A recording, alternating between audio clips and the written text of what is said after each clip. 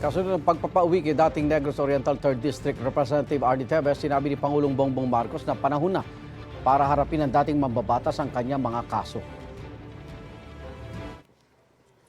We would like also to assure all our citizens that such lawlessness will not go unpunished, and it is now time for Arnie Tevez to face justice. Ayon kay Pangulong Marcos, nalaman niyang handa ng Timor-Leste na ipadeport si Tevez sa Pilipinas nung siya'y nasa Kuala Lumpur, Malaysia para sa ASEAN Summit. Hindi raw ito mangyayari kundi dahil sa tulong ng Presidente at Prime Minister ng Timor-Leste.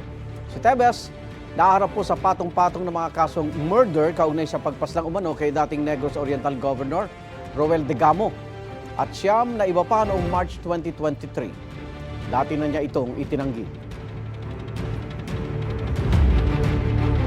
Igan, mauna ka sa mga balita, mag-subscribe na sa GMA Integrated News sa YouTube para sa iba't ibang ulat sa ating bansa.